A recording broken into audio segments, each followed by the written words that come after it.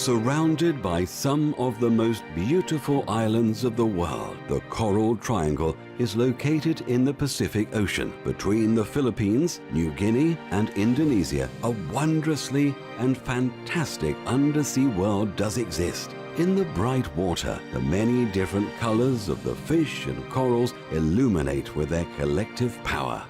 Along the shore and in the flat water, a huge landscape spreads out, built up by tiny creatures piece by piece over millions of years. Awe-inspiring. These ancient formations extend to the seabed.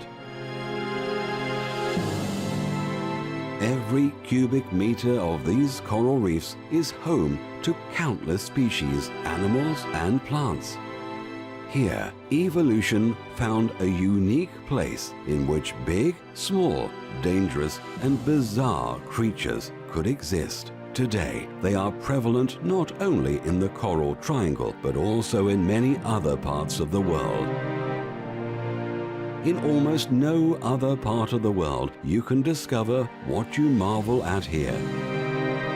All species live in perfect accordance with the others. What used to be paltry, sandy ground today is a symbol for variety and natural plenty.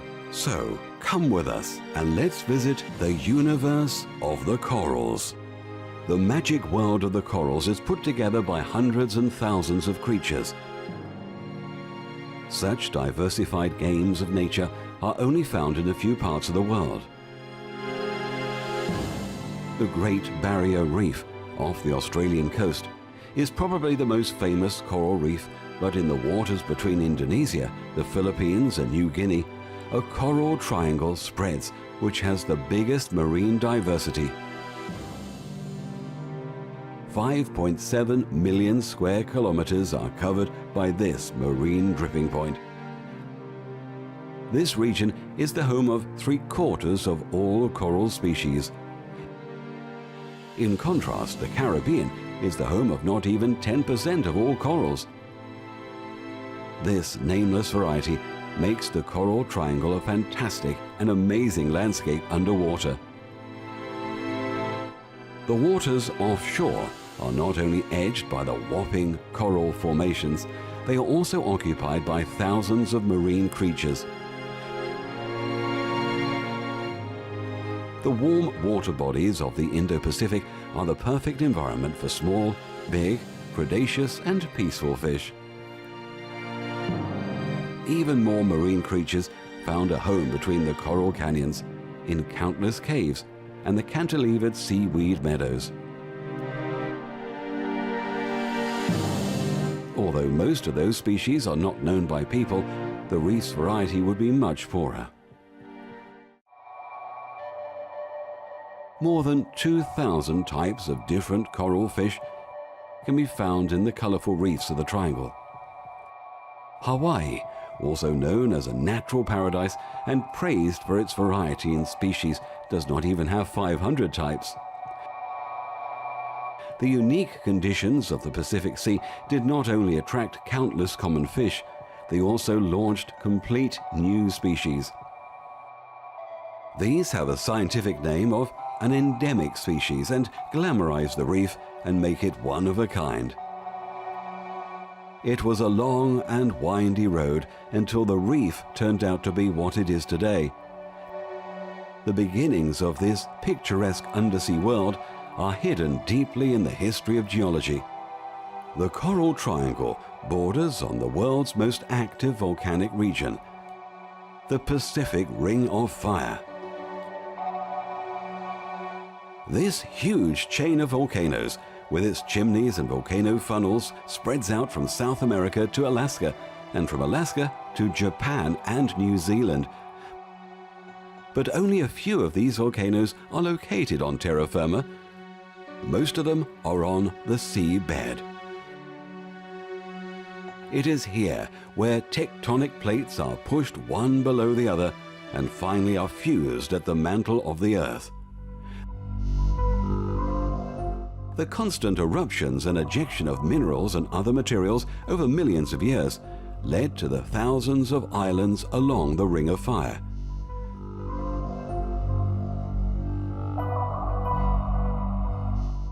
close to the Coral Triangle, countless islands were formed after eruptions and the following slow stacking of volcanic rock. Those islands, surrounded by shallow water, made it possible for corals with their amazing beauty and variety of fish to take up residence in that area. The beauty of the Coral Triangle is beyond controversy, but it is also due to the perfect conditions of living for marine animals of all types, the basis of food for about 120 million people who make their living from fishing and other reef resources on the bordering islands.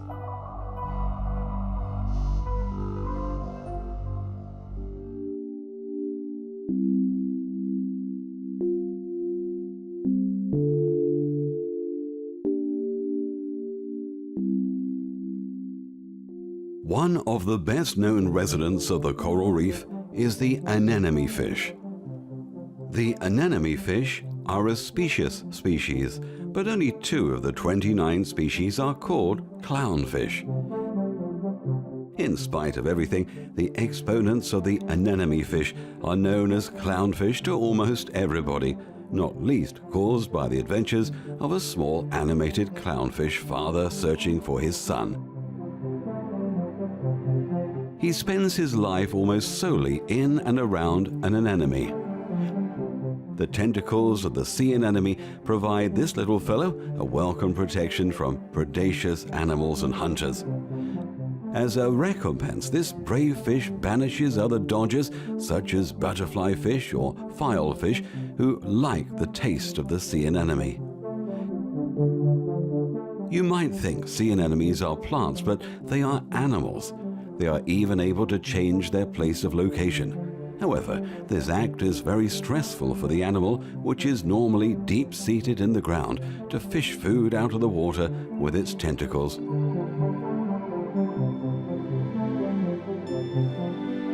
Most of the time, the colonies of the anemone fish are located right in the middle of the picturesque variety of the coral reefs. In terms of strong undersea drifts, the countless jutties, drains, and reef formations offer a natural protection from the forces of nature. As he is a bad swimmer, this safeness is highly appreciated by the anemone fish.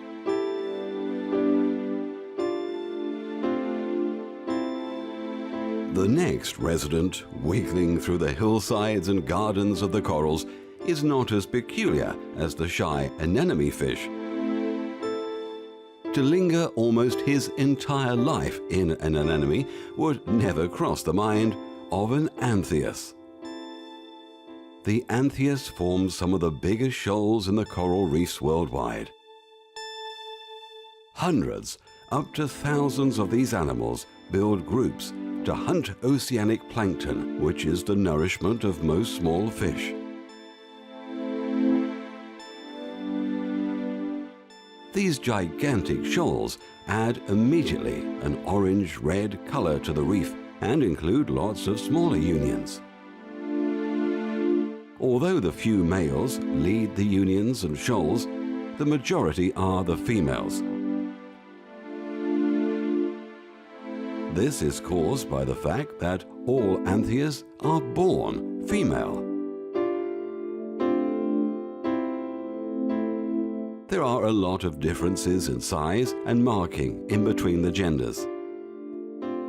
Scientists call that a gender dimorphism, but as our eyes only can see the orange-red color of the young females in such a big shoal, these dimorphisms are not really recognized. The females stay in their harems until the male dies. Then the strongest female turns into a male within only a few days and assumes the leadership of the harem. This sex change is not unusual for coral regions and helped a lot of species to survive years of evolution. Nearly indefatigable, the shoals cleave through the different features of the reef. The monumental formations seem to watch over the sea through the ages. Like a part of the ocean bed, the reef appears as a component of the earth since its formation. But as every animal, the coral started once very small. The cornerstone of the huge coral reefs is one single polyp, a small cnidaria. Together with also small algae, they form a symbiotic collective. While the polyps guarantee the alga, called symbiodinum, a safe place, the alga supply the polyps with energy using the aid of photosynthesis. When the alga starts the photosynthesis, a bond of carbon dioxide to sugar takes place. The result is usable energy, which is the basis for the reefs.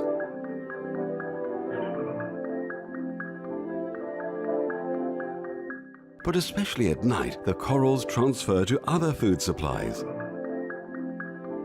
The microscopial plankton is being caught from the coral's short tentacles and is also used by the polyps as an energy provider. But of course, the ability of the corals to get lime out of the marine water is much more important for the buildup of such a gigantic reef than catching plankton. This aragonite is dropped out at the bottom of the corals and expands the skeleton of the corals little by little.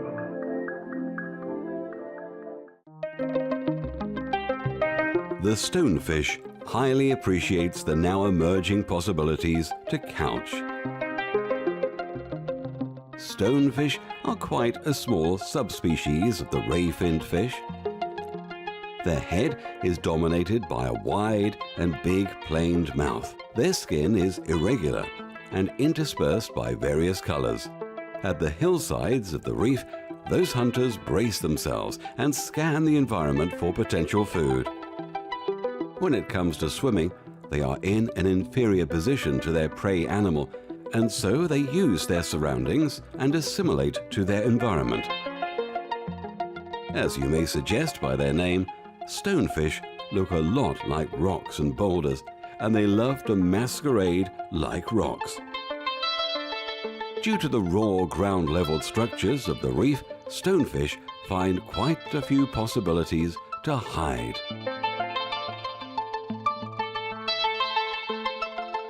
These fish can become dangerous for people as well. Their spines are filled with a very painful poison. But as those hunters are very poor in swimming, accidents don't happen very often.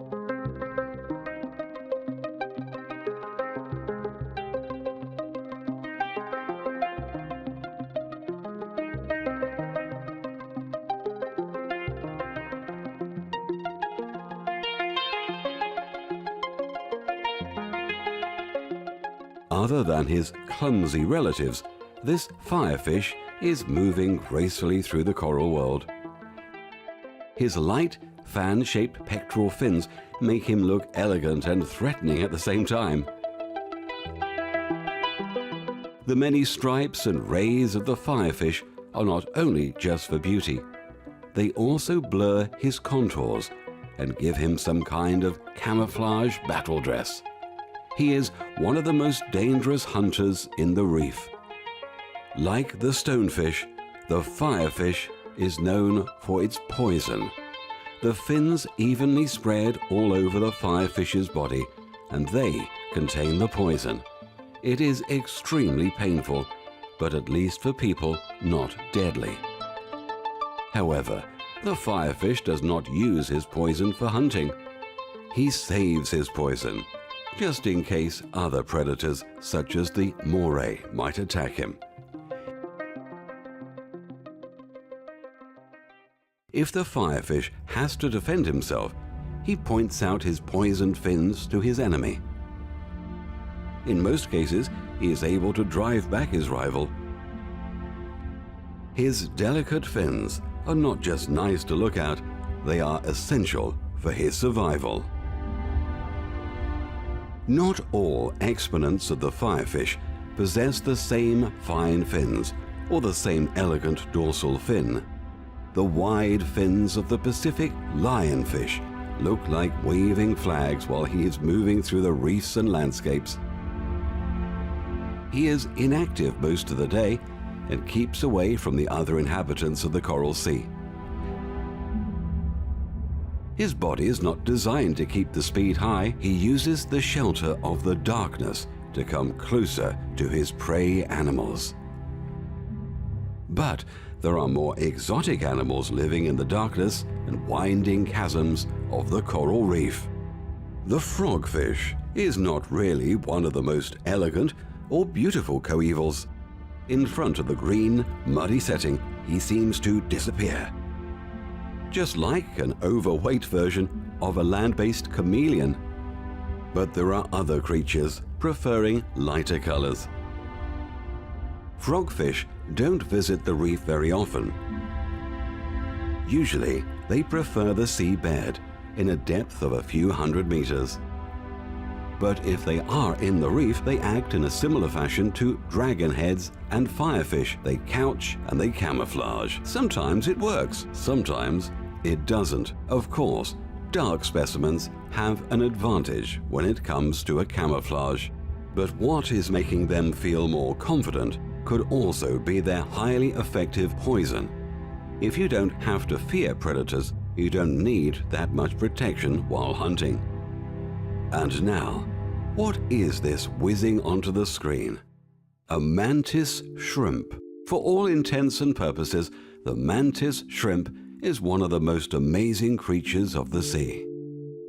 Being not even half a meter long, their capabilities make some of the biggest bandits go green with envy.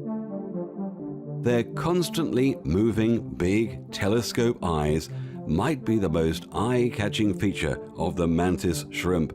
Their almost complete panoramic view is enhanced by one of the biggest color perceptions in the animal world.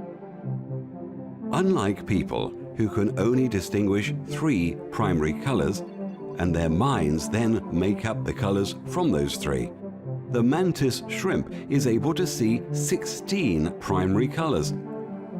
Hunting is his daily work. And with this color sensitivity, the shrimp has an extra advantage. In hunting down his prey, he is one of the most creative exponents of the predators.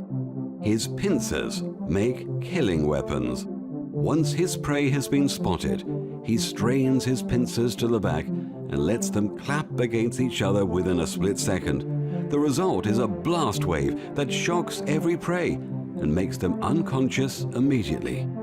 But the real danger hits the victim afterwards. The concentrated energy of the pincers forms little cavities in the surrounding water, which implode shortly and put the prey over the edge. The mantis shrimp is a good example of an animal that looks quite harmless at first sight, but is actually one of the most deadly creatures of the sea depths. Facing those hunters, it is good advice for sweepers to hide in this old wreck. There are a lot of ships and aircraft here from years of war in the Coral Sea. Just a few meters away, things are more brighter. Fish and corals with flamboyant colors, silhouette against the remaining blue of the wide ocean. Like a bunch of flowers, these corals stick out of their fundament. But those reefs don't just look amazing. They are the base of offshore life. Built over centuries, those iron structures are the guarantee for the reef residents' survival. By countless corals, chasms, alcoves, and walls, the biotope is protected from storms, tides, and other elements. At some spots, the reef looks like a big underwater city. Different fish, bigger and smaller ones, are busy with their activities. It's as if they have their own road system. The different kinds and species swim in their own lanes. Some seek a place to rest in the caves. Others speed straight through the landscape while searching for food. Smaller fish try to find some food in the protection of the chasms. Bigger fellows prefer the outer reef cliffs for their search for food. Looking at this stony coral, it is no wonder at all that most of the time corals are considered as stone or plants rather than as animals. Indeed, it's difficult to appreciate that the coral is alive. Only when you look at hundreds of polyps open and close themselves rhythmically, the real character of these flower animals is revealed. For a long time, this pulsation of the polyps mystified scientists. Today, we know it supports the reallocation of the water and the photosynthesis. For sea stars, the reef is a perfect spot to settle down. Unlike other residents of the reef, the sea stars don't have to hunt that much, as the food of many sea stars is the reef itself. And over the last few years, that becomes more and more fatal for the coral reefs. The eating activities of the sea stars threaten many regions in the Coral Sea. Within a short term, millions of them attack a reef and demolish huge areas of those sea gardens.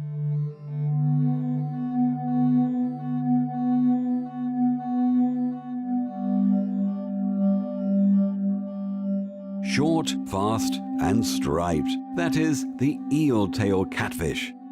Here's one of the few catfish living in the open sea. In shoals of a few hundred fish, the puppies can band together. They are easily recognized by the big contrast of their light and dark stripes. As all catfish, they have 8 baleen at their mouth, looking quite similar to insect feelers. For the eel catfish, they are very useful as organs of smell and touch. As their preferred prey, animals like to hide in the sand, especially the sense of smell leads the shoal on the right track. Looking for food, the shoal literally overruns the seabed. The animals at the bottom scour the sand for small crustaceans or fish. Their groping baleen help them to discover their prey. Simultaneously, their conspecific overtake them at the top. Like an inexorable roll, the shoal blazes its trail through the hunting grounds of the reef. Being part of a shoal does help the eel catfish aside their daily rambles for food. The massive animals, the flowing movements, and the contrasts of the stripes fool potential predators. They think the shoal is one single huge fish. Besides this delusion, catfish rely only on poison on their back. The poison is located in sharp quills and causes strong pain, even for people. But at a time when the catfish uses his poison, it's already way too late for him. This is the reason why the protection of the shoal is so important for him. It makes a lot of sense to coordinate to form a shoal. The mirror neurons are the key.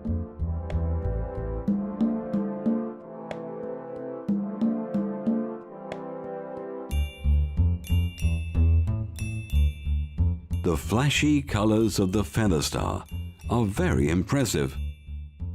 But there are also less flamboyant species such as the soldier and squirrelfish, not really known for their beauty, but they have a share in the uniqueness of this place. Right in the middle of a kind of living art is the home of the soldier and squirrelfish. No matter which coral, form or color was here first, today a nearly overwhelming variety with most different colors grows over the seabed. Organic and round, or with geometric precision, the mass of the corals spread a carpet of beauty over the reef.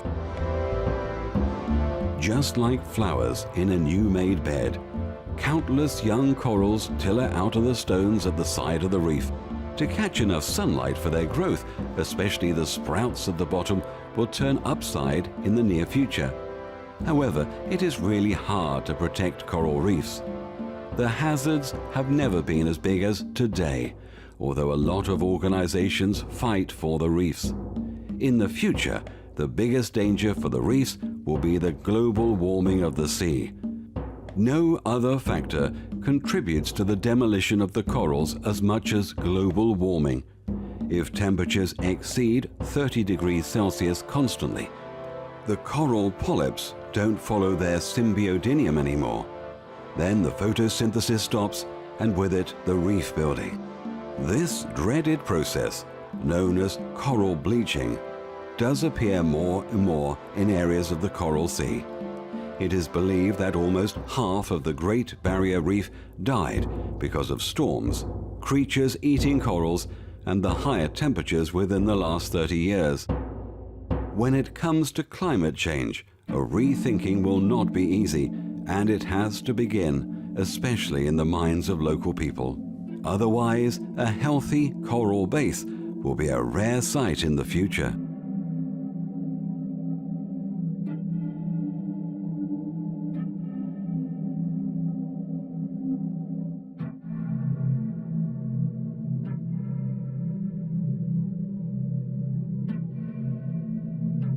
It appears that this snake, making an excursion on the beach, got lost. That is what it seems to be at first sight. In fact, also, reptiles like this sea snake loop through the reefs. As her ancestors were living on land, a lot of their characteristics can be found by sea snakes. For example, they still have lungs and must therefore come to the upper water frequently to breathe. Similarly to snakes on land, the sea snakes have a dangerous poison. Sea snake poison is one of the most effective snake poisons ever. As usual for those kinds of poisons, it paralyzes the arms and legs and finally the lungs. The bite of a sea snake does hurt comparatively less, and as they have very small teeth, it is often not even felt, but they are really malicious. But don't panic, there are almost no critical injuries as the snake uses her poison only in emergencies. Most of the time, sea snakes hunt more smaller sea animals, and therefore the dose of their poison is quite low and does not cause the same effects on people as on her typical prey animal. Divers don't have to be afraid of them, as the reptiles tend to escape before it comes to a confrontation.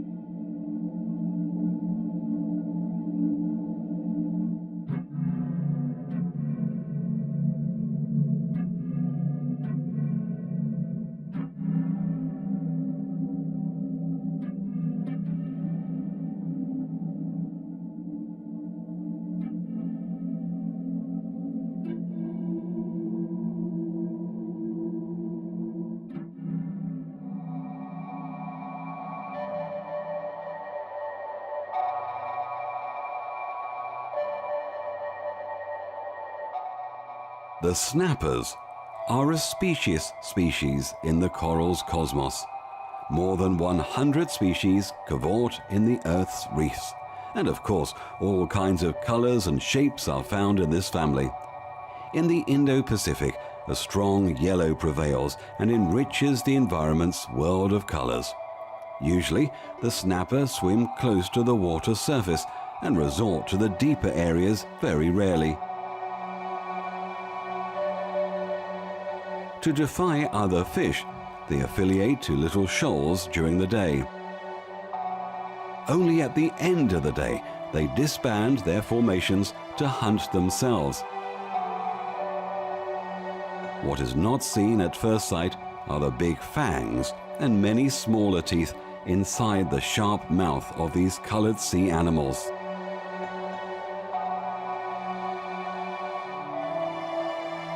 The grunts use the yellow section of the chart of color as well, but not as much as the snappers.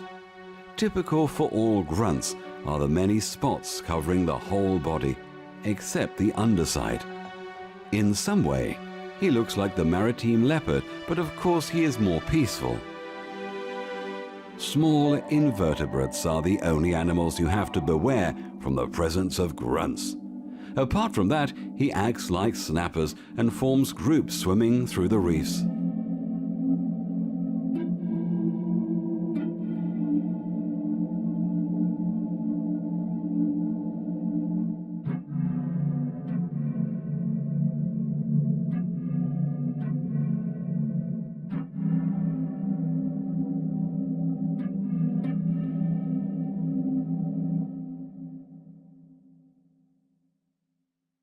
The most dignified creature of the sea is floating above this coral base. Their aplomb and calmness is fascinating, but ocean turtles are still determined. Today, these saurians are one of the oldest reptiles on Earth. Over 100 million years ago, they split from their relatives on land, and ever since then they have been living in the world's seas. Over this immense period of time, they saw the rise and fall of the dinosaurs, witnessed the continents moving to their positions today, and survived some of the biggest catastrophes hitting the planet. Animals and plants on land and in the sea changed over these years, but the turtle's DNA was hardly transformed or defined. Every year, ocean turtles move thousands of kilometers through the oceans. For years, they swim the seas, they visit countless islands, reefs and sandbanks, and yet still return to their place of birth for their egg deposition. Until today, science does not know why the ocean saurians are so attracted by their place of birth. However, there are guesses that the turtles use the salt content of the water and the magnetic fields to orient themselves on their long journey back to their homeland. Once there, they swim through a well-known scenery and prepare themselves to give birth to a new generation of gentle giants. But at the happy event of the time of birth, that involves the highest risk for the turtles to leave Earth before their time has come. Once the little and weak turtle babies are hatched on the beaches, they have to reach the water by their own power. Usually they find their way by orientating the moon and the sun. But streets and settlements close to the breeding beaches lead them often to the wrong direction, and so they die on the beaches. But even when they survive the first meters and the first years, these maritime saurians are surrounded by other dangers day by day. Pollution destroys their nesting sites, and fishermen capture turtles for their leather, tortoise shell, or they are caught by accident. Until today, the ocean turtles are extremely decimated and have become a threatened species. Protective actions for turtles have to increase, and if they don't, turtles face a difficult future.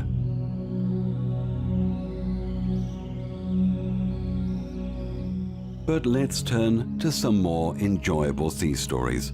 There are lots of inhabitants in the reef who turn their home into an extraordinary place using nature's gifts.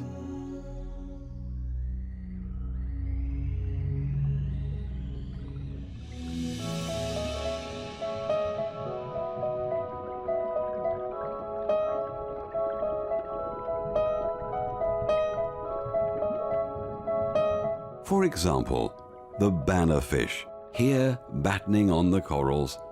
He was named after his high fin at the back. It's absolutely impossible to miss the oceanic bird of paradise.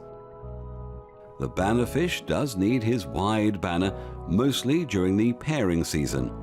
He hardens the long antenna to be able to have a hard fight with his rivals. After a fight, the winner stands tall and will try to win the female's favor. Once two bannerfish found each other, they stick together faithfully and give the world, year after year, new blood. For the graceful fish, the reef is paradise on earth. The copious fissures and cracks in between the corals are a perfect place to hide for the bannerfish. But they are not the only ones to use these hideouts. There are many world and agile fish appreciating those hideouts like the bannerfish in the reef. For example, these two blue-cheek butterfly fish looking for food at the tongue of the reef. The colorful fellows are doing this in a quite unhurried fashion. There is no wonder for this, as there are no predators around. If there was, they would not choose these tiny fish for lunch anyway, since the reef offers more than enough possibilities. The blue-cheeked butterfly fish even despise the stony corals today. Especially the young polyps of the stony and soft corals is very delicate food for the colorful fish. Apart from that, they subsist alga, plankton and krill. The bannerfish and the blue-cheeked butterfly fish have one rare thing in common. They are faithful their entire life. That's why we see these gorgeous fish almost every time as a couple. A little bit further underneath this whispering sweet-nothing blue-cheeked butterfly fish couple, two bannerfish linger through the coral scenery. As bannerfish have quite small vertical fins, they are not really able to move any faster. But in case of danger, they can be in full cry and shake off the opponents.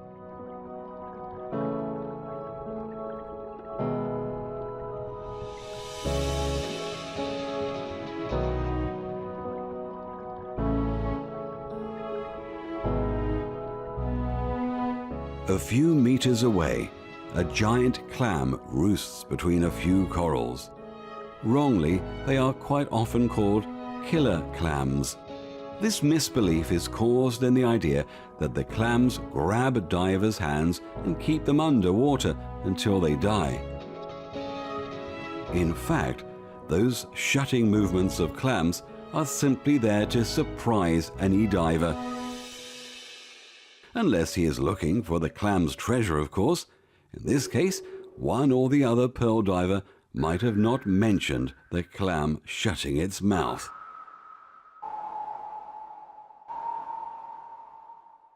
Indeed, the blowfish does look a bit funny, as he doesn't look like the images from movies or pictures remotely. He is not recognized for what he actually is. This is because the typical expanding is quite rare. He sucks a lot of water into his stomach and therefore can reach a multiple of his size. However, the blowfish's day-to-day routine is controlled by other things. For example, this black-spotted puffer is being cleaned duly from a cleaner fish who came around. Especially the cleaning of the gills and the vertical fins is vital, as at these parts infections and illnesses can have the most impact. Compared to others, blowfish have only small fins. The fins at the back do only provide a stabilization of the swimming lane and not an extra push. This is why blowfish are slower reef inhabitants in general. But on the other hand, they are one of the most agile. They can move in the narrow reef's tract of veins without hindrance, and other than most of the fish, are able to swim backward. While on foraging, their beaked mouth is a big help.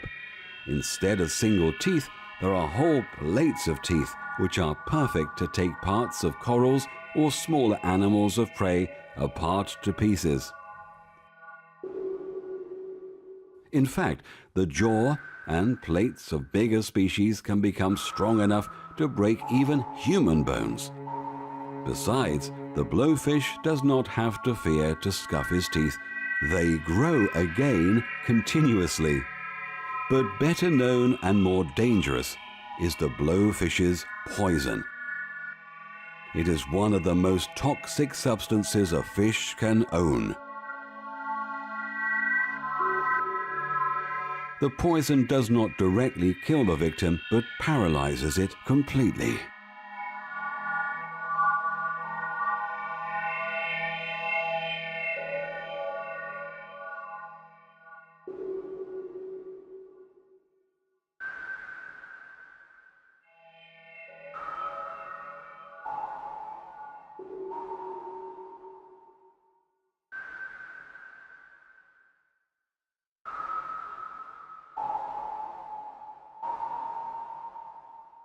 The triggerfish does in fact not really look more gracious, but at least more colorful than his poisonous relative. Opposite to the blowfish, he is much easier to hunt for his enemies. To escape the maws of the hungry predators, he uses his dorsal fins to stick into the tightest corners of the reef. Also, while searching for food, the triggerfish can compensate the lack of poison. He uses his strong mouth to turn around stones and salvages the delicate food underneath. Of course, he does not succeed every time, but once finding dedicated food does remunerate his efforts.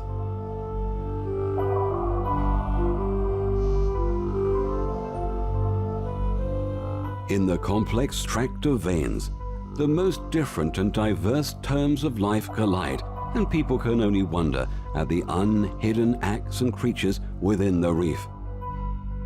What kind of new wonders are still hiding behind the grand gate of the Coral Sea when it's still in the dark? It looks like the next resident of the coral reef fell into a giant paint pot a long time ago. But although looking happy and harmless, he is a feared coeval, the grouper. It may not look obvious, but he is one of the most successful predators in the coral reef. Some species can even become more than 2 meters long. Their danger is the element of surprise, in particular the mouth of groupers, which is much bigger than the mouth of other fish, and that's very important. Like the stonefish, which we met earlier, they rip their mouth very fast and suck in their prey within seconds. As the coral reef is a nursery ground for nameless species, there are always possibilities for the grouper to appease his hunger. Groupers rely a lot on their hunting grounds. As time goes on, the males dominate more and more and make their demands on larger areas. The groupers consist of many different species. They may look very different, but all species use their territories to maintain real harems of females. The offspring of groupers is always female, and just like Anthias, who also have female young blood, the females do not remain subordinates of one single male. In opposite to these schooling fish, the male does not have to die to provoke the sex change. Instead of that, the females turn into males 7 to 10 years after their first egg deposition and after they have found their own territory. This guarantees the preservation of the species.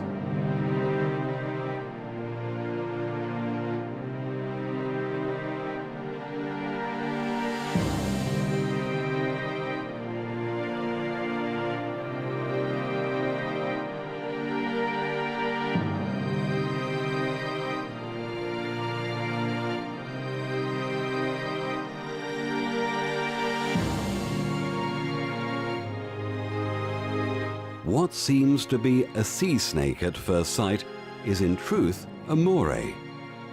The ribbon moray eel, as we see it now, is the most eye-catching species of morays.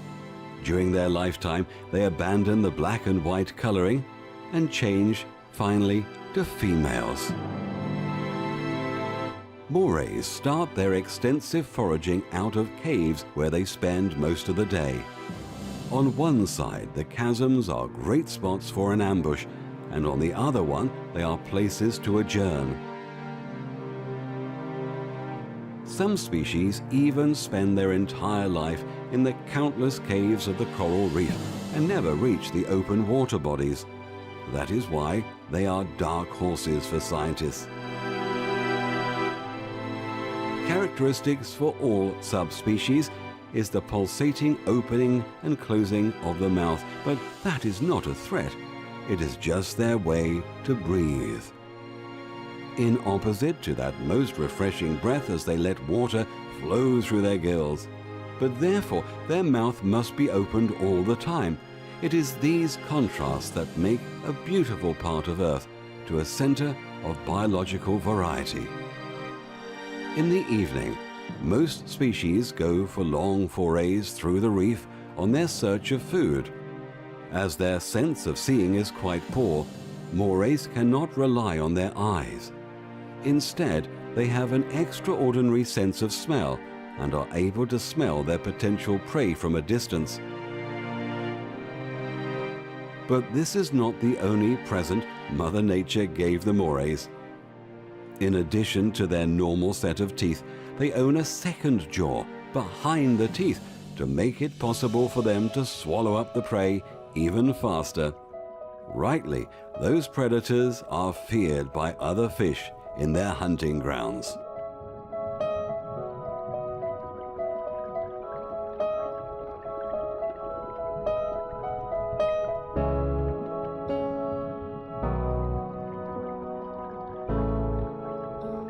Have you heard of the expression, as flat as a pancake? Well, that is a very good description for our next guest. A blue-spotted ribbon-tail ray does strobe the underground at the sandy foot of the coral reef for food. This is how the ray spends most of the day on the seabed. Although eating smaller animals most of the time, he waylays a bigger morsel of food from time to time. Once leaving his spot of lookout, he floats with elegant pounding of the waves through the magical underwater scenery. It looks like a family reunion is looming. A giant shoal of mackerel is visiting the reef. Usually they live in the open sea, but they keep the coral reef with its countless possibilities to overindulge always in mind. The mackerel also use the mirror neurons to coordinate those impressive shoals. Some species do not have an air bladder and are constantly on the verge to sink down. The resultant constant swimming is relieved by the shadows of the drift they give each other. Another advantage of a shoal is that it makes it harder for predators to concentrate on single fish.